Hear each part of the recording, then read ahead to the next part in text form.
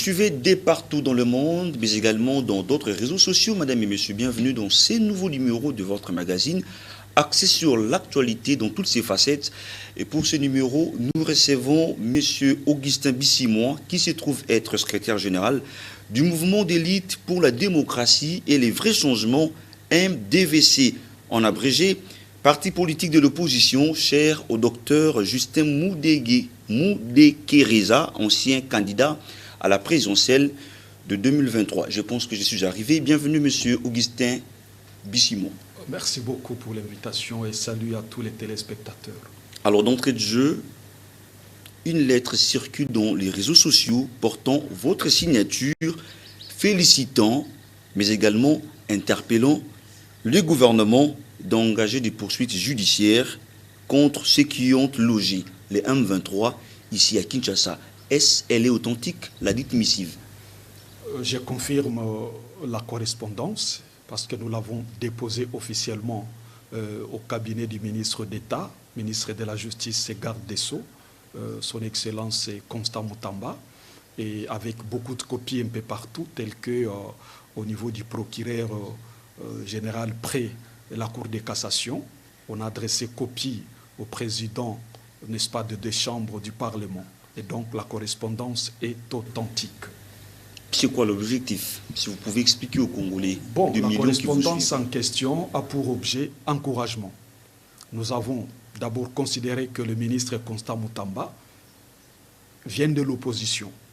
Même si aujourd'hui, il n'est plus de l'opposition, mais au moins nous reconnaissons qu'il vient de l'opposition et il est celui qui fait, au fait, qui fait la fierté de ce gouvernement, s'il n'est pas le seul. Jusque-là, en réalité, au niveau de l'opposition, nous nous frottons les mains que nous ayons un produit qui fait la fierté de ce gouvernement. Parce que si vous l'écoutez, vous n'aurez que lui qui, en réalité, jusque-là, a avancé la cotation de ce régime finissant.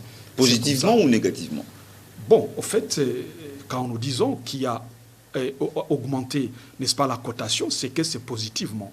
Parce que vous avez suivi, quand vous analysez un peu en termes d'évaluation, vous allez vous rendre compte que ce gouvernement ici, sur tous les plans, en tout cas, a échoué lamentablement. Et il n'y a que les secteurs de la justice qui fait l'exception. Ah oui, à raison, n'est-ce pas, des initiatives prises par le ministre Constant Moutamba, nous pensons sincèrement qu'il mérite des encouragements. Lui qu'on juge des populistes? Bon, tout dépend de chacun, parce qu'en fait, les Congolais, nous sommes pareils. Nous n'avons jamais accepté les mérites des uns et des autres. Parce que la RDC a un problème d'hommes, et il y en a tout de suite là qui peuvent vous coller, n'est-ce pas, la nationalité, et ils se réveillent le matin, et à 8 heures, lorsqu'ils ne sont pas d'accord avec vos propos, ils vous collent la nationalité. C'est ça, au fait, notre nature. Mais nous, au niveau du MDVC, nous sommes reconnaissants que ce jeune ministre venant de l'opposition, même s'il n'est plus opposant, en tout cas fait la fierté de ce gouvernement. Et je suis sûr que le président Tshisekedi lui-même se frotte les mains et il regrette amèrement que les autres n'aient pas aidé par rapport à ses attentes. Et donc, de quoi il est question?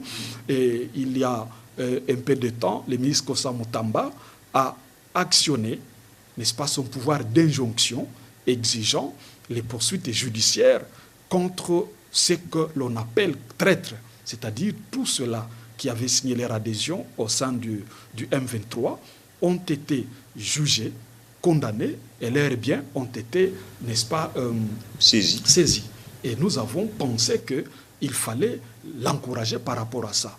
Mais cependant, parce que le MDVC ne croit pas à la justice à géométrie variable, le MDVC croit à la justice, en tout cas, qui arrive à répondre aux besoins réels. C'est comme ça que nous lui avons demandé de ne pas oublier d'activer le même pouvoir d'injonction pour activer les poursuites judiciaires contre ceux-là qui avaient invité et logé les M23 à Kinshasa en 2019, alors qu'ils ne présentaient plus aucune menace réelle à la République. Et donc, qu'est-ce que l'opinion retiendra?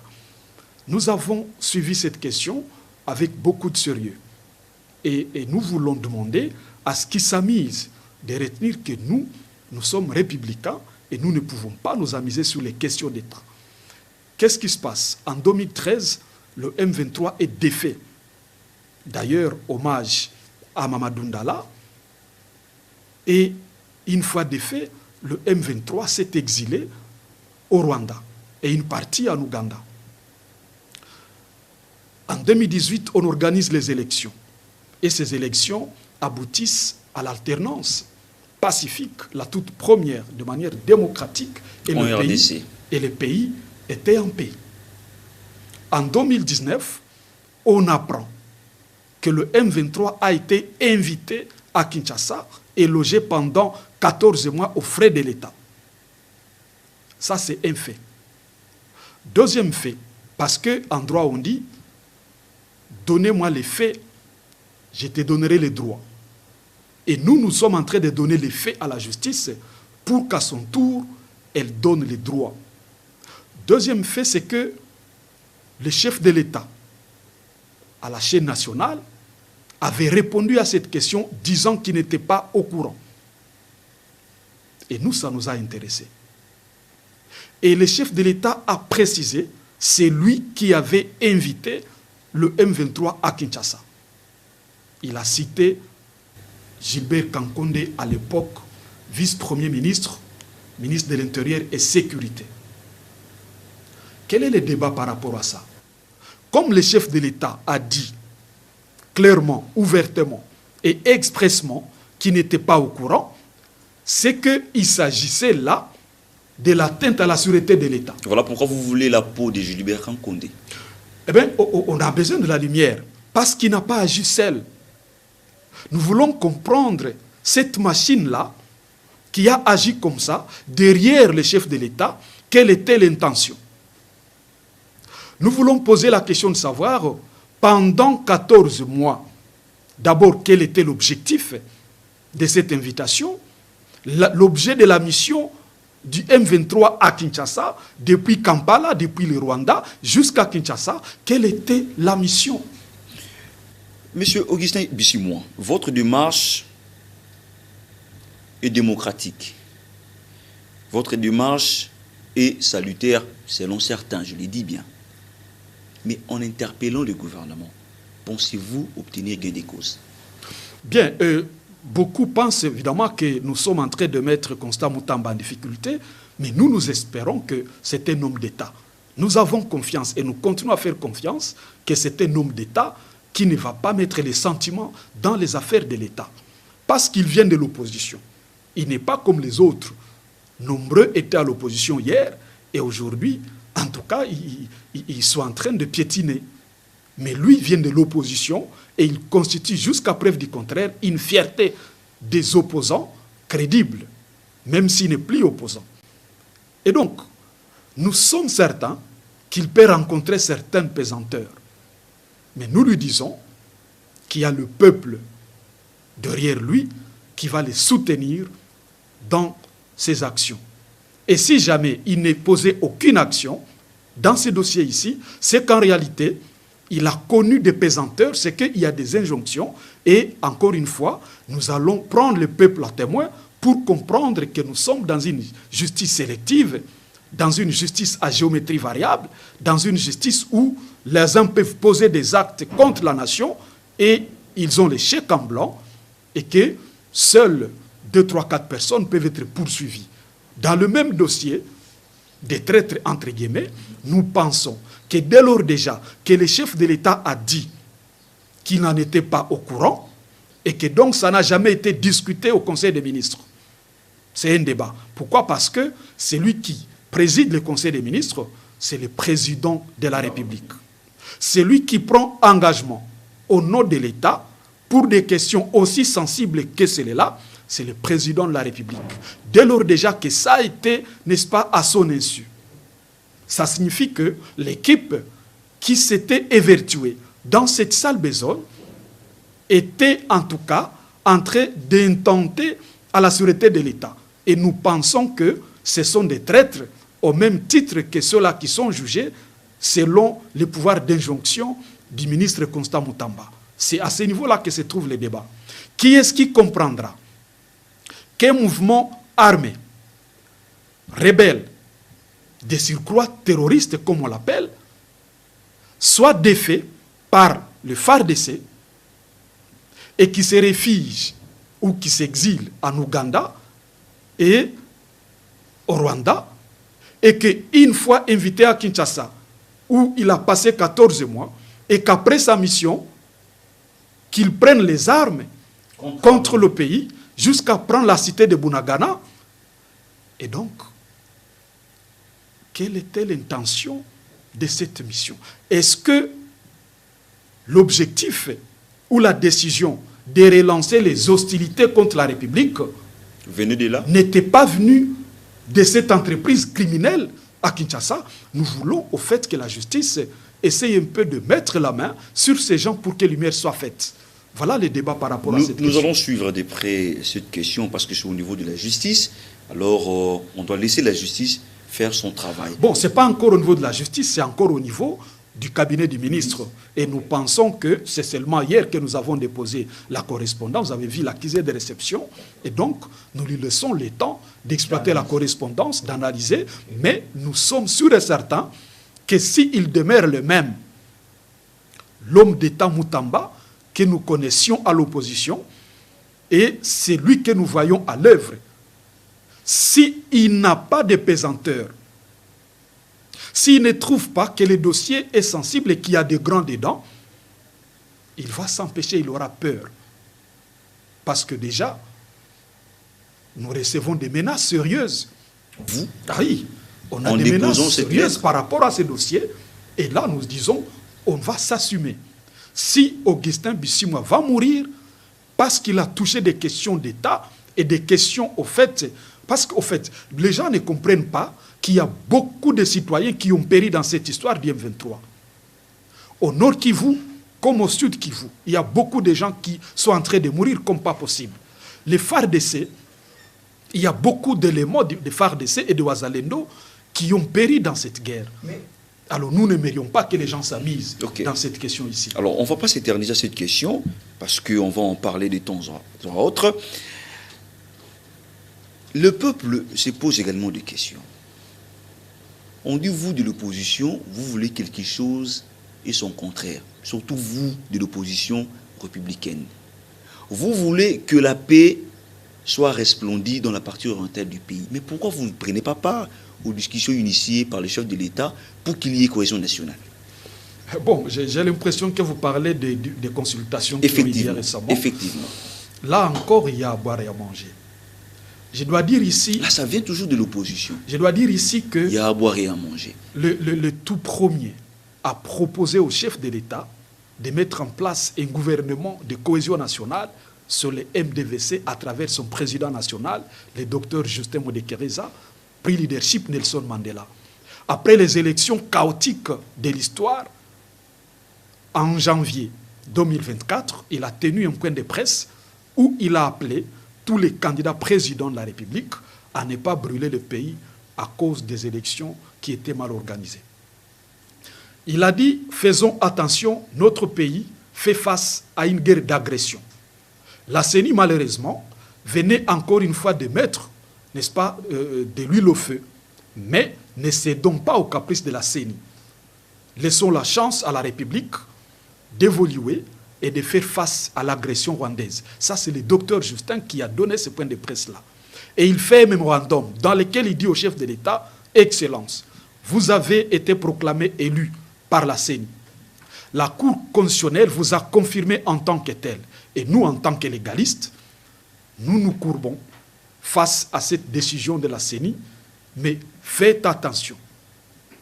N'oubliez pas que ces élections peuvent avoir créé des fissures dans les chefs des citoyens congolais, alors qu'en réalité, on a besoin de la cohésion pour faire face à l'ennemi commun. Et l'ennemi commun, c'est quoi? C'est le Rwanda, qui a un objectif machiavélique, un objectif, n'est-ce pas, que beaucoup n'ont jamais repéré.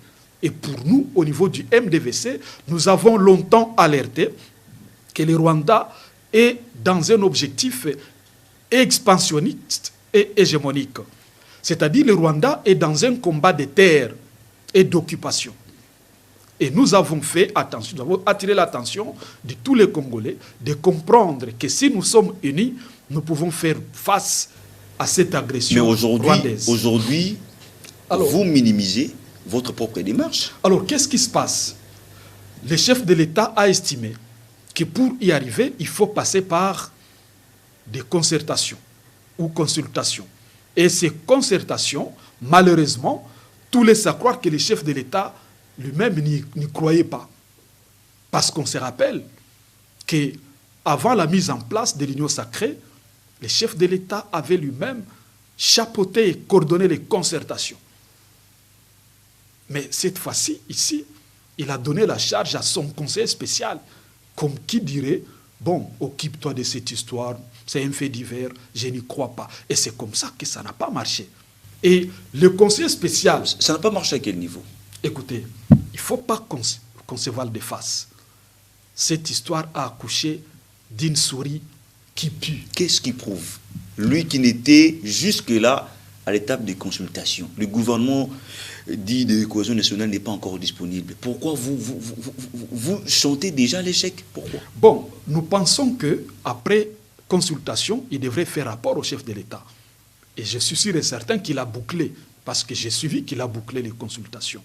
Mais quand vous analysez très bien comment ça a été fait, eh bien, l'Union sacrée a consulté l'Union sacrée et on a élargi à quelques personnalités proches de l'Union sacrée. Et qu'est-ce que vous reprochez concrètement à cette démarche? La démarche, c'est qu'elle n'a pas réussi, n'est-ce pas, à mobiliser l'opposition et la société civile. Vous n'avez pas été approché? Écoutez, comment on serait approché alors que nous ne sommes pas dans les critères? Parce que les critères, c'est qu'il fallait consulter l'Union sacrée et en élargissant aux personnalités proches de l'Union sacrée. Nous ne sommes ni de l'Union sacrée, ni proches de l'Union sacrée, eh bien nous ne sommes pas dans les critères. Pourquoi on nous consulterait? Ces critères dont vous faites allusion, c'était établi par le chef de l'État ou vous-même, d'après votre compréhension, ou vous-même, d'après vos analyses, vous attribuez ces critères-là au chef de l'État? Pourtant, ça n'a pas été le cas à notre information. Non, je n'ai pas dit que j'attribuais ça au chef de l'État. J'ai dit par rapport au constat. Okay. Parce qu'en fait, nous sommes des intellectuels et nous avons fait de bonnes études. Et lorsque nous faisons, par exemple, une analyse par rapport au syllogisme, on vous dit on devrait consulter les opposants et la société civile. Mais en réalité, quand vous analysez, vous trouvez qu'on n'a pas consulté les opposants. Et donc, vous allez vous rendre compte que l'objectif était déjà ailleurs. Est-ce que Tshisekedi voudrait élargir les champs de l'Union sacrée? Mais il a tendu la main à tout le monde, M. Augustin Bisimon. Le chef de l'État a tendu la main à tout le monde. Aujourd'hui, l'information que nous avons, vous, de l'opposition, vous avez posé des préalables qui ne facilitent pas les bons déroulements de ces assises. Pourquoi vouloir quelque chose et son contraire? Voilà pourquoi. Non, ce ne sont pas des assises. Ce ne sont pas des assises. Les assises, c'est quoi? Les assises, c'est lorsque les gens se mettent ensemble et qu'ils discutent sur les grandes questions. Mais lorsqu'il s'agit de... Est-ce que nous pouvons nous dire, lorsque le professeur Eberand avait consulté la première ministre chef du gouvernement, est-ce que nous pouvons comprendre qu'est-ce qui s'était dit? Est-ce qu'il y a intérêt? Est-ce qu'il y a nécessité? Est-ce qu'il y a urgence que le conseiller spécial du chef de l'État en matière de sécurité consulte la chef du gouvernement pour chercher à mettre en place le gouvernement de cohésion nationale? Est-ce qu'il y avait intérêt à consulter les membres du présidium de l'Union sacrée alors que tout le temps ils se consultent? Est-ce qu'il y avait intérêt à consulter j'ai vu certains ministres consulter pourtant dans le conseil des ministres? Ils se parlent régulièrement avec le chef de l'État et avec la chef du gouvernement. Des deux, pour finir, est-ce que Eberand, le professeur Eberand, je lui dois beaucoup de respect et de considération, est-ce qu'il avait intérêt à rester dans son bureau climatisé? Ou il devrait sortir de ce bureau climatisé? Ah, c'est ça le problème. Pour aller à la rencontre. Il devrait venir dans vos états-majors. Mais écoutez, la politique, si les gens ne comprennent pas c'est quoi la politique, eh bien qu'ils restent en train d'enseigner. C'est une très bonne chose. Parce qu'on ne peut pas... La politique, il faut qu'on la comprenne. La politique, il faut des vertébrés. Vous n'allez pas vous asseoir chez vous, vous êtes conseillé, vous pensez que et ça suffit. Mais non, les résultats, je pense que le chef de l'État est gêné des résultats. Et j'ai même ma main à couper. Je ne suis pas sûr que ce gouvernement sera mis en place. Mais vous mettez votre main à couper. En fait, ça n'engage que vous. Nous sommes en démocratie, les avis sont partagés. Mais aujourd'hui, on parle Congo. Vous êtes de l'opposition. Vous démontrez ces soucis-là, que le peuple congolais vive dans la paix. Mais pourquoi vous, de l'opposition, vous demeurez aussi trop capricieux? Pourquoi? On devrait venir vous chercher, trop de conditions pour participer. Pourquoi alors qu'on parle Congo? C'est son état d'âme, M. Augustin Bichimou. Non, au fait, le problème, c'est quoi? Allez au cabinet du conseil spécial, posez-lui la question, cherchez le répertoire des invitations lancées, vous allez comprendre, en réalité, qu'il ne s'agit pas de consultations envers l'opposition, qu'il s'agissait tout simplement des consultations de l'Union sacrée qui devraient se consulter pour dire pourquoi nous avons échoué. Je pense que c'était ça le débat. Ils étaient dans un débat où ils se sont regardés dans les yeux. Et vous avez suivi lorsque les gens sortaient, que ce soit Vital Kamerhe, Bati Lukwebo, ils vous disaient beaucoup de choses que nous, on analysait en train de rigoler même. On analysait, on comprenait que les gens se disaient des vérités. Chers amis, nous avons échoué. Disons-nous la vérité, on a échoué. Et nous, on ne voudrait pas qu'on nous amène dans ces débats. Nous aurions voulu que nous puissions discuter, qu'on puisse s'asseoir, qu'on se regarde dans les yeux. Quels sont les problèmes? Qu'est-ce que nous faisons? Parce que pour mettre fin à la guerre, il y a seulement 3 aspects. Peut-être qu'on va y arriver. Ok. Le premier aspect, c'est qu'il faut analyser, n'est-ce pas, les enjeux de la sous-région, les enjeux de la région et de la géostratégie. Il faut également comprendre l'adversaire. Qui est-il? On se bat contre qui? Bon, on met le M23. Non, pas du tout. Le MDVC va montrer que pas du tout. Si on a un cadre de discussion, nous allons montrer que pas question, il y a ça, pas du M23. Bon, on va dire oui, le Rwanda, nous allons dire pas du tout. C'est pas contre le Rwanda. Mais nous allons démontrer qu'il faut aller au-delà de ces gens. Qui sont derrière tous ces gens-là? Regardez la carte de la RDC. Quand vous regardez la carte de la RDC, vous regardez également le Rwanda là où il se situe, vous trouvez que c'est comme un moustique. Et donc, comment on va commencer à pleurnicher partout parce que le Rwanda nous fait mal? Mais si vous n'êtes pas organisé, s'il y a beaucoup voilà de traîtres, les débats. C'est ça. S'il y a beaucoup de traîtres, comme le font certains de l'opposition. C'est ça les débats. Aujourd'hui, eux-mêmes se sont fait dévoiler. C'est ça les débats, au fait. Les débats, c'est qu'on se regarde dans les yeux, qu'on se dise des vérités. Et des vérités, c'est quoi?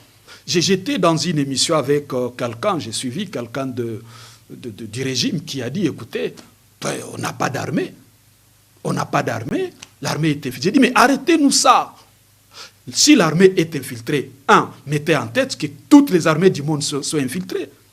2, si l'armée est infiltrée, c'est depuis quand? C'est pas aujourd'hui. Si c'est depuis longtemps, qu'est-ce qu'on en a fait? Parce qu'un vrai médecin, c'est celui qui fait les diagnostics et qui ne se limite pas au diagnostic. Au-delà des diagnostics, le médecin va aussi à procéder à l'administration de l'action curative, ce qu'on appelle la thérapie.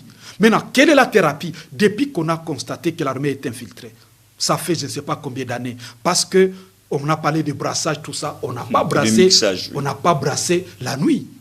On n'a pas mixé la nuit, c'était la journée. Ça signifie qu'ils sont connus. Mais pourquoi on ne met pas en place les mécanismes intelligents pour extirper les infiltrés dans notre armée? Qu'est-ce qu'on en fait? Voilà les débats que le MDVC voudrait poser. Mais personne ne veut qu'on développe ces questions. Personne ne veut ou vous posez d'abord vos caprices et beaucoup de conditions qui sont parfois aussi pas comprises. Chers amis, si vous allez au cabinet du chef de l'État, s'ils sont sincères et s'ils lisent, il y a des correspondances. Oui, on va vous dire que s'il y a un seul parti politique de l'opposition qui reste encore dans la ligne droite, selon la loi portant statut de l'opposition, en ce qui concerne les propositions concrètes, on va vous dire que le MDVC est le premier parti de l'opposition à faire des propositions au chef de l'État. Mais maintenant, qu'est-ce qu'il en fait? On n'a même pas de feedback, s'il vous plaît. On va organiser une émission spéciale où je vous amène différentes correspondances adressées au chef de l'État et des propositions. Et malheureusement, on se rend compte que certaines propositions sont rencontrées 2 ans ou 3 ans après. Quand les choses sont déjà pourries, eh bien, on y recourt. Mais aujourd'hui, on parle Congo, M. Augustin Bissimois, rien n'est tard pour mieux faire, dit-on. Quel format du dialogue voulez-vous pour sauver les Congos? Soyons pragmatiques. S'il faut être pragmatique, pourquoi dialoguer? C'est parce qu'il y a problème. Et le problème, il faut l'identifier. Il faut comprendre que ce problème est situé à 2 niveaux. Premier niveau, il y a un problème exogène. C'est-à-dire, le pays est agressé contre le Rwanda. Ça, c'est exogène. Au-delà de ça, il y a un problème endogène. C'est-à-dire, depuis 2018 jusqu'en 2023, on a des problèmes très sérieux. Et ces problèmes sont créés parce que les politiques n'ont pas compris ce qu'on appelle la notion de la res publica, la chose de tous, ce qu'on appelle l'État. Et donc, si on arrive à comprendre cela, on va savoir situer la thérapie. Ce qui fait qu'il faut des démarches à 2 niveaux. Premier niveau, il faut d'abord que les Congolais se parlent. Parce que, tenez, il y a des gens qui oublient que nous n'avons pas encore jusque-là une armée républicaine. Et que l'armée a aussi besoin de la cohésion nationale. Jusqu'à preuve du contraire. En effet, j'ai suivi quelqu'un qui racontait des balivernes, qui disait, écoutez, il ne faut pas utiliser les militaires originaires de l'Est dans cette guerre, ça va bien se passer. J'ai dit, mais écoutez, vous voyez là où nous allons. Et donc, nous allons au niveau où, même au sein de l'armée, les gens se suspectent. Pourquoi? Parce qu'au niveau politique, déjà, on ne parle pas le même langage. J'ai toujours pris l'exemple au niveau de la Tanzanie. À tout moment qu'il y a prestation de serment, vous avez les chefs de l'État entrant aux côtés des anciens chefs de l'État. Ça rassure le peuple tanzanien, ça rassure l'armée tanzanienne. Mais dans notre pays, on s'amuse trop. On pense qu'on est dans une boutique familiale où on peut distribuer des biscuits comme on veut, où on peut, n'est-ce pas? Mais ce n'est pas ça le cas. Il s'agit de la res publica. Et je prie que les chefs de l'État comprennent la chose comme ça et qu'ils cessent d'écouter, n'est-ce pas, certains bruits de sirènes qui pensent non, ils ont pouvoir nabiso, batumsusu wana bakanga kona bango. Je pense que les chefs de l'État, les jours où il va fermer ses oreilles là, on va commencer à très bien évoluer dans ce pays. Vous savez pourquoi la cohésion nationale est très nécessaire? Parce que chaque leader politique a un salon international. Depuis que les chefs de l'État parlent de cette question au niveau international, vous allez vous rendre compte que ça a pris beaucoup d'années pour que, cette fois-ci, on commence à comprendre la voie de la RDC. Et même les différentes sanctions qui venaient d'être prises, vous vous rendez compte que la tendance est d'en faire des sanctions à la consommation populaire. Et donc, si nous avions tout le monde dans notre pays, si on parlait le même langage, chaque leader politique, chaque salon international du leader politique devrait être à l'actif de l'État. Mais aujourd'hui, nous sommes au niveau où, parce que certains ont estimé que c'est leur pouvoir et qu'ils doivent écraser les petits, les opposants Yanzala, qui doivent écraser les Nyangalagata, tout ce qui... Donc c'est là. C'est parce qu'il y a l'absence de la cohésion nationale. En effet, c'est tout ce qui fâche. Ça signifie qu'on est en train d'aller jusque-là, le MDVC est le seul qui a compris qu'il ne faut pas suivre ce que dit le chef de l'État, parce qu'il est humain, il faut voir la République et la défendre. Vous avez évoqué 2 aspects ici, il y a les problèmes exogènes et les problèmes endogènes, oui, mais vous n'avez pas répondu à ma préoccupation. Aujourd'hui, il faut les dialogues entre Congolais, oui, c'est important, mais sous quel format? D'autres pensent qu'il faut dialoguer entre Congolais, mais avec la médiation de la communauté internationale. Certains pensent que non, il faut dialoguer, mais sous l'égide des prélats. Alors, votre parti propose quel format? Votre question me renvoie à la lettre que nous avons adressée à l'ONU en février. Et cette correspondance demandait à l'ONU de ne pas rester silencieuse face à ce qui se passe dans notre pays. Et nous avons fait un plan de sortie de crise. Nous avons dit à l'ONU, Le Rwanda vous a longtemps menti qu'il y a des FDLR au Congo qui collaborent avec les FARDC. Vous avez adhéré à cette thèse mensongère. Nous avons dit que ça c'est faux. Et que si la Libye du Rwanda résidait maintenant dans les FDLR, c'est qu'il faudra que l'ONU se batte pour obtenir un dialogue inter-rwandais. Parce que nous, on nous a demandé de dialoguer avec les groupes armés locaux. Ça c'est l'ONU, ça c'est l'EAC, ça c'est l'Union africaine, c'est la SADC. Okay. C'est tout ce qu'on nous demande, nous. Mais pourquoi on ne demande pas au Rwanda de dialoguer avec ces prétendus FDLR qui sont dans notre pays? Parce que autant les FDLR sont terroristes pour le Rwanda, autant les M23 l'est pour notre pays. Et donc, il ne faut pas, n'est-ce pas, nous démontrer que nous allons discuter avec les groupes armés locaux et que maintenant, qu'est-ce qu'on fera de FDLR? C'est-à-dire qu'ils vont rester encore en RDC, encore qui ne sont plus actifs. Donc là, le Rwanda doit s'en occuper. Ah, mais c'est comme ça que nous disons qu'il faut aussi un dialogue inter-rwandais. Au même moment, on a proposé aussi un dialogue inter-congolais pour que les Congolais se parlent, parce qu'il y a nécessité. Il y en a qui pensent qu'il faut changer la Constitution. Il y en a qui pensent qu'il ne faut pas changer la Constitution. Et les débats du changement, alors, parce qu'il y en a qui ont dit que personne ne pourra nous en empêcher. D'autres ont estimé que, bon, comme certains pensent qu'ils ont le pouvoir, l'autorité de piétiner les autres, et nous qui n'avons pas du pouvoir, nous allons trouver d'autres mécanismes. Et tout ça, ça énerve. C'est comme ça que nous estimons qu'il importe qu'il y ait un dialogue sincère, que les Congolais se parlent.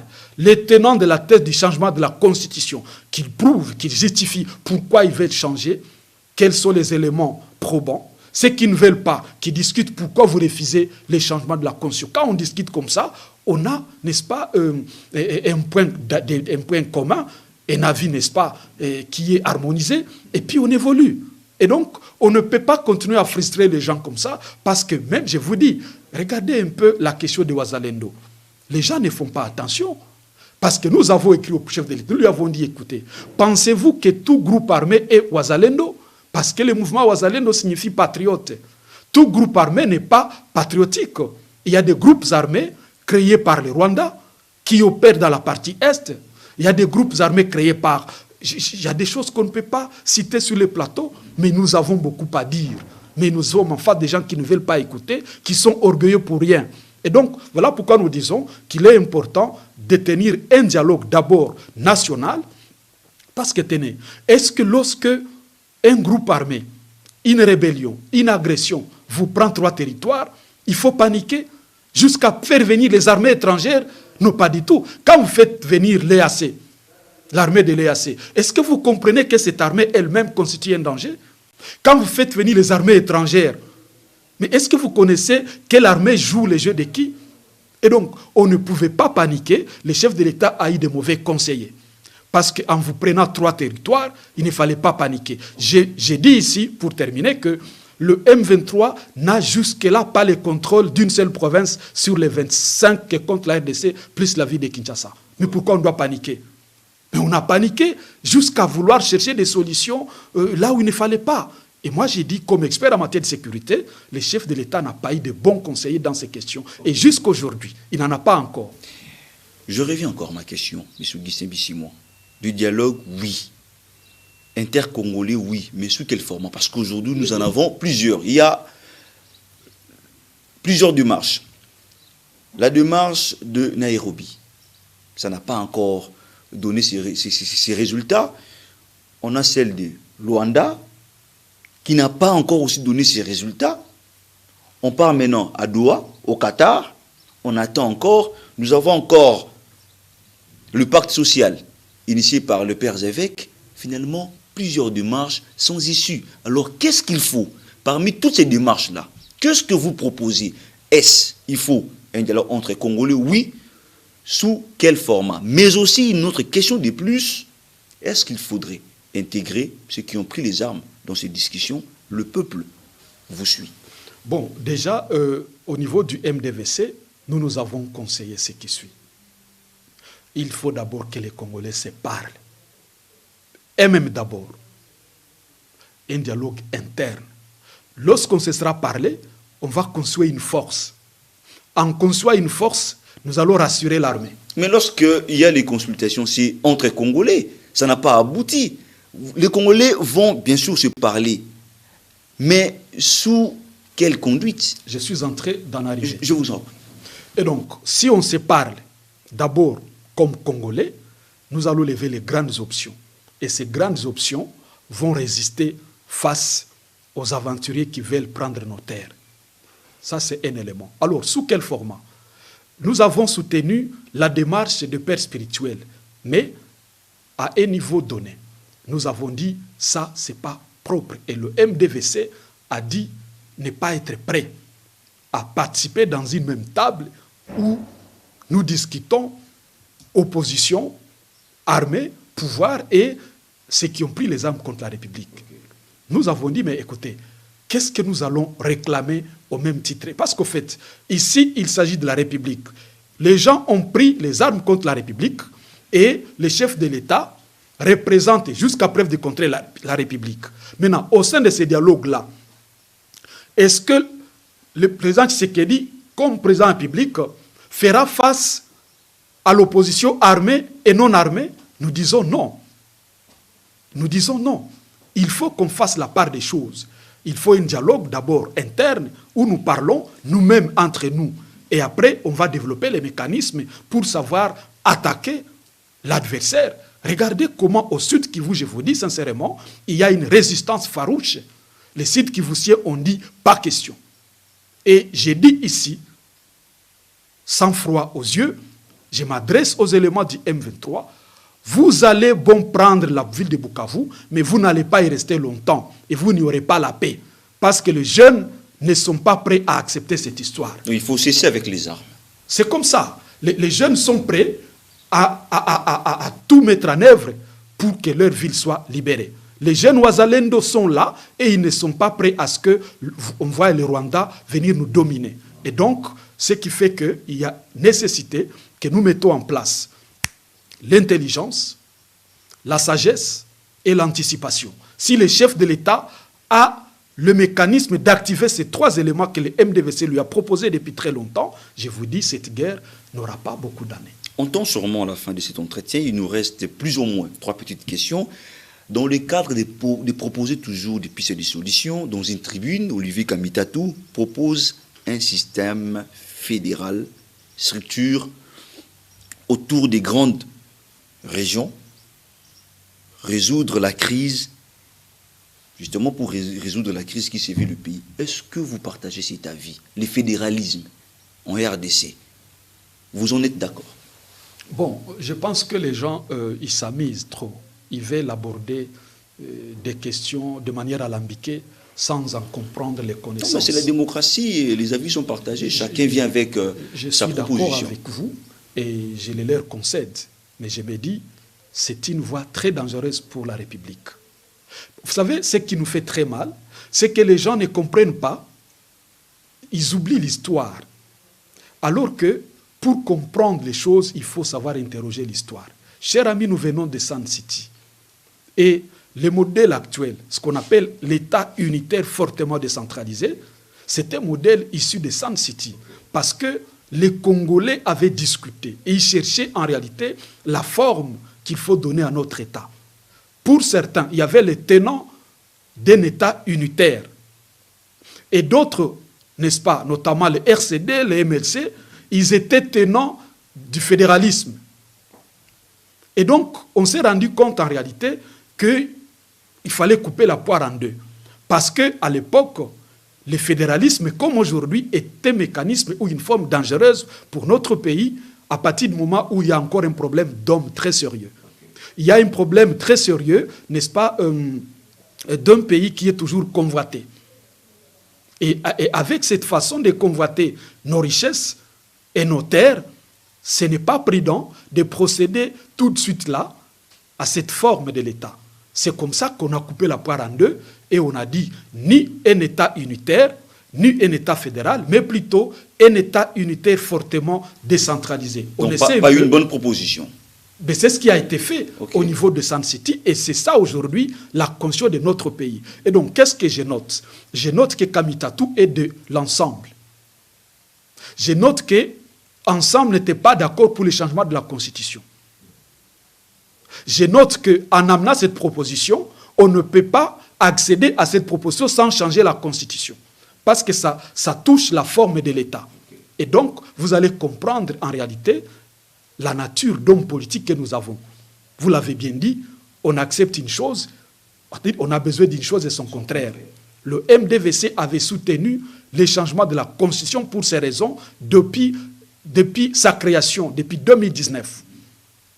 Et le docteur Justin, qui était candidat président public, était revenu là-dessus pendant sa campagne. Et lorsque le chef de l'État avait soutenu les changements de la Constitution, le docteur Justin a réitéré, n'est-ce pas, son désir de demander au peuple qu'il faut changer la Constitution. Pourquoi? Parce qu'il fallait procéder à des réformes énormes, surtout au niveau institutionnel. On ne peut pas comprendre qu'on ait un budget, un État qui consomme plus de la moitié de son budget seulement dans le fonctionnement des institutions. On n'est pas d'accord avec ça. Ça, c'est le MDVC. Il faut réduire le train de vie des institutions. En effet, pendant que le pays a un problème, n'est-ce pas, de renforcer son système de défense, il y a des gens qui se tapent des millions dans les institutions. Nous ne sommes pas d'accord avec ça. Pendant que le peuple manque quoi manger, alors qu'on a 80 millions d'hectares de terres arables, parce qu'on ne sait pas investir dans les sols et les sous-sols, nous disons on n'est pas d'accord avec ça. Et donc c'est ça un peu le débat pour lequel il fallait changer la Constitution, mais malheureusement, les autres ont récupéré ça et ont mal vendu ce projet. Et c'est comme ça que nous disons, avec l'idée de Kamitatou, pour y revenir, en réalité, notre pays est encore très fragile. On ne peut pas procéder à ça à partir du moment où on a beaucoup de dizaines ou de centaines de groupes armés. On ne peut pas procéder à ça, c'est trop dangereux. Le moment n'est pas propice. Parce que chaque groupe armé est soutenu, vous ne savez d'où tire-t-il son soutien. Comment on devient groupe armé? C'est qu'il faut avoir un soutien. Le soutien peut venir soit de l'intérieur ou de l'extérieur. Alors, au regard de ça, c'est vraiment trop risqué de procéder à ces mécanismes-là maintenant. Il n'est pas n'importe qui, c'est l'ancien président de la République, Joseph Kabila Kabange, dans son compte X, reste très radical et déclare ce qui suit. Le problème, c'est Tshisekedi, la solution aussi c'est Tshisekedi qu'il parte. Est-ce une mesure salutaire en tant qu'ancien président de la République, sénateur à vie? Partagez-vous cet avis? Pourtant, Tshisekedi est en plein mandat constitutionnel. Est-ce que vous savez que les gens se jouent des autres dans ce pays? Je voudrais ici demander à certaines personnalités de retenir qu'ils n'ont jamais acheté ce pays. Il faut que les gens comprennent que ce pays n'est pas une propriété privée des personnalités politiques données. Ce pays, c'est pour nous tous. Est-ce que vous savez qu'aujourd'hui, nous souffrons parce que 3 personnes ont décidé ainsi? Et ce sont ces personnes-là qui aujourd'hui continuent à parloter des choses dans ce pays. Tenez, en 2018, on tient des élections dans ce pays. Au lieu de proclamer celui qui a été élu, Nanga, Kabila, Tshisekedi s'enferme quelque part et il décide autrement. Et aujourd'hui, Nanga se donne le luxe de dire que j'ai fabriqué un monstre et je suis le seul à détruire le monstre. Mais messieurs, tu te joues de qui?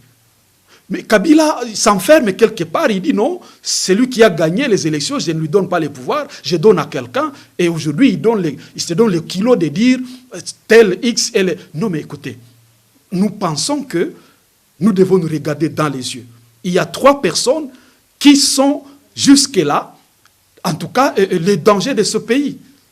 Il y a 3 personnes qui ont accepté, n'est-ce pas, cogiter contre la République et qui malheureusement continuent à nous parler comme s'ils avaient le monopole de ce pays. Vous connaissez les 3 personnes et vous n'amorcez aucune. Je les ai cités. J'ai cité Corneille Nanga. J'ai cité Joseph Kabila Kabange. J'ai cité Tshisekedi Félix. Ces 3 personnalités doivent comprendre que le pays ici ne les appartient pas. Ça appartient à nous tous. Et quand Kabila dit que Tshisekedi doit partir, il doit comprendre que dès lors que Tshisekedi a été proclamé par la CENI de Kadima, publié par la Cour constitutionnelle de Kamoleta, et donc, au nom de notre conscience à laquelle nous continuons, nous, à faire confiance, jusqu'à preuve du contraire, Tshisekedi est le président de la République, élu pour un mandat de 5 ans. Et donc, c'est son dernier mandat. Tshisekedi est en train de finir son mandat. Kabila ne peut pas lui demander de partir. C'est vrai, il peut juste lui demander de préparer son départ pour finaliser son mandat en bonne et due forme. C'est-à-dire, nous pensons qu'en 2028, Tshisekedi doit partir parce qu'il est en train de travailler son dernier mandat. C'est ça le débat. Et donc, vouloir que Tshisekedi parte avant la fin de son mandat, c'est vouloir nous amener encore d'autres problèmes. Parce que si Tshisekedi démissionnait aujourd'hui, que nous dit la Constitution? Le président du Sénat dirige la République et organise les élections présidentielles 3 mois après. 3 mois après. Alors que nous sommes en guerre. Avons-nous ces moyens-là pour organiser les élections? Ça, c'est un débat. De deux, avons-nous, n'est-ce pas, les conditions nécessaires pour organiser les élections présidentielles sur pendant la guerre? Sur l'ensemble du territoire national, voilà les débats. Et donc, nous pensons qu'il ne faut pas que les gens nous distraient. Ces pays nous appartiennent tous. Nous voulons que ces pays quittent ces bourbiers dans lesquels on l'a plongé pendant beaucoup d'années. Alors, on a largement dépassé notre timing. On arrive sûrement à la fin de cet entretien. Un dernier message pour ces milliers de Congolais qui vous suivent en ce moment. Bon, aux très chers compatriotes, notre pays est attaqué par l'ennemi qui est très bien connu, c'est le Rwanda. Le Rwanda a un problème depuis très longtemps, c'est un problème de terre.